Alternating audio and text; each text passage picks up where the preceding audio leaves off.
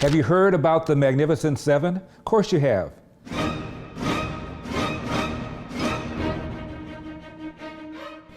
This ain't them.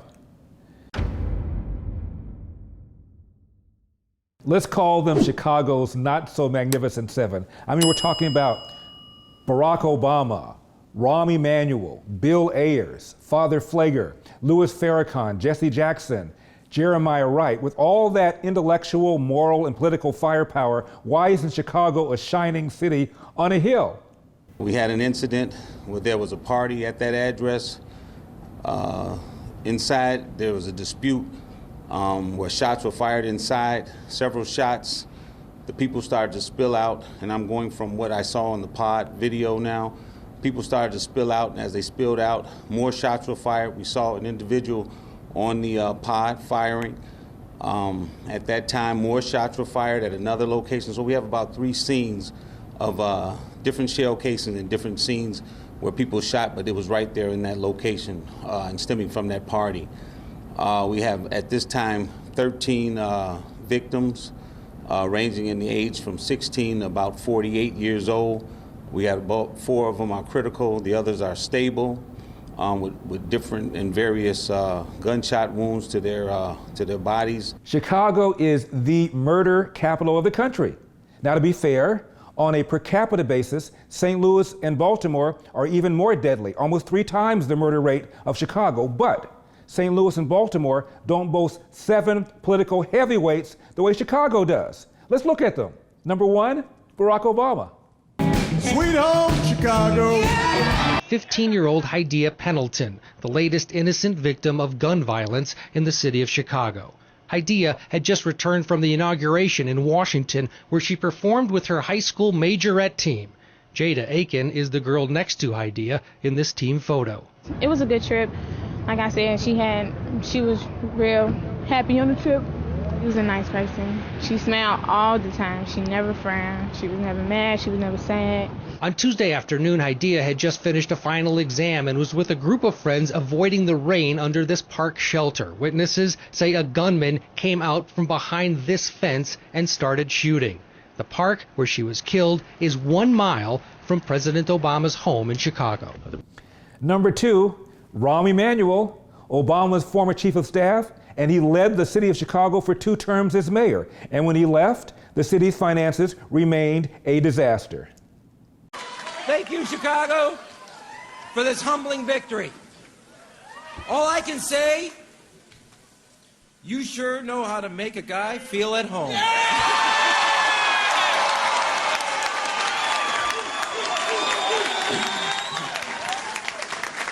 Rahm Emanuel is famous for having said that you never let a good crisis go to waste. Yes, there have been some cuts in the city budget, and they continue to roll out some more. They're all kind of fairly small, although they add up, and they affect different things. But I will be disappointed if this budget just proposes the world's biggest property tax increase. It doesn't use the occasion to really cut some big programs. Number 3, Bill Ayers, the former Weather Underground terrorist who turned tenured professor of education. What do you think about the fact that I think you're a terrorist? What do you think about the fact that I think you're a degenerate? You're a degenerate who ought to apologize for what you've done. That's what I think. That's certainly your opinion. That's fine. It doesn't affect me one way or the other. But obviously not. You live in a country that apparently has forgiven you, allowed you to go to University of Illinois and teach and work for the very government that you tried to attack in the 70s. It's really quite remarkable. It's quite remarkable that you walk around, your head held high, you try to attack a police building, the Pentagon, the Capitol. You're not in jail. You never spent any time in jail. It's remarkable. You are absolutely have drunk the Kool-Aid, and you think anything your government does has to be terrific, but it's not. I'm talking about what you did, Mr. Ayers. Lots of people protested the Vietnam War. Very few people blew up police stations, blew up the Capitol building, blew up the Pentagon. I understand, and I never justify it in the book, and I never say that it was terrific, and I admit that we crossed lines of legality. You never said it was terrific? Wait a minute. Never. Never. Read the How about saying, I'm sorry, I shouldn't have done it. I apologize. I was wrong. It was immoral. It was unjust. I could have killed somebody. I was wrong. How about that, Mr. Ayers? Now, Ayers worked with a then state senator named Barack Obama, and together they spent $100 million in something called the Chicago Annenberg Challenge in order to turn around inner city schools. By their own analysis, the money was wasted.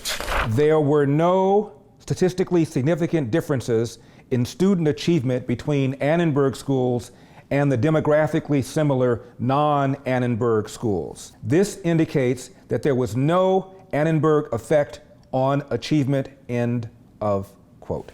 Number 4, Reverend Louis Farrakhan. He does talk about self-help and independence and personal responsibility, but then he laces it in with a healthy dose of anti-Semitism. I don't have no army. I just know the truth. Yes. And I'm here to separate the good Jews from the satanic Jews. Yes, yes, yes! Number 5, Father Michael Pfleger, the anti-gun guy who believes that the evil NRA and racism are oppressing black people, and he preaches the need for reparations.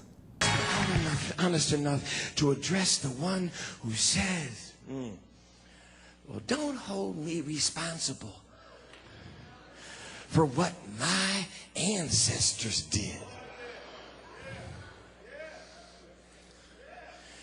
But you have enjoyed the benefits of what your ancestors did. And unless you are ready to give up the benefits, throw away your 401 fund, throw away your trust fund, throw away all the money's been put away in the company you walked into because your daddy and your granddaddy and your great-dad, unless you're willing to give up the benefits, then you must be responsible for what was done in your generation, because you are the beneficiaries of this insurance policy. But paying reparations to all descendants of slaves is a mistake. Take me, for example. I was born 3 decades after the end of Jim Crow into a privileged household in the suburbs. I attend an Ivy League school. Yet I'm also descended from slaves who worked on Thomas Jefferson's Monticello plantation. So reparations for slavery would allocate federal resources to me, but not to an American with the wrong ancestry, even if that person is living paycheck to paycheck and working multiple jobs to support a family. You might call that justice. I call it justice for the dead at the price of justice for the living. Number 6, Reverend Jesse Jackson. And like many of these so-called leaders who feel that white racism is the #1 problem, he is ignoring the elephant in the room, lack of fathers in the home. We need a White House conference here on violence, causes and cures, racial and gender disparities, poverty, and a plan for urban reconstruction. The things that I said today that are actually harming Black America. Number 1, father absence. Number 2, the education system and the illiteracy rate. Illegal immigration ranks high, abortion ranks high, white supremacy and white nationalism, if I had to make a list again of 100 things, would not be on it. Number 7, Barack Obama's longtime former pastor, Reverend Jeremiah Wright.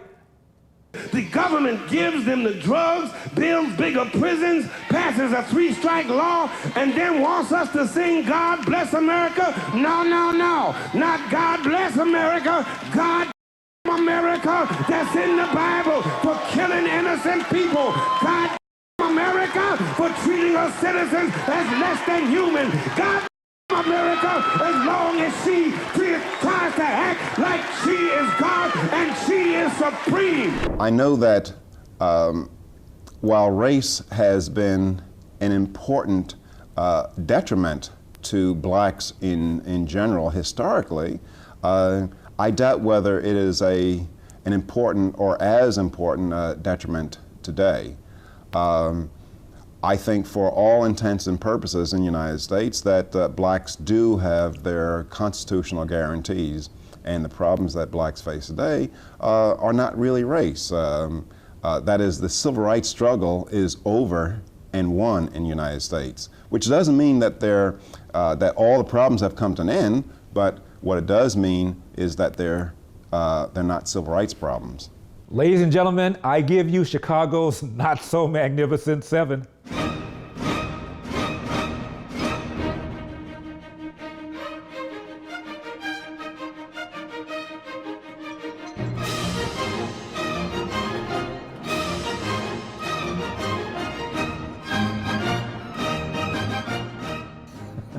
I'm Larry Elder, and this has been the Larry Elder Show for Epic Times. I will see you next time. Lucky 7.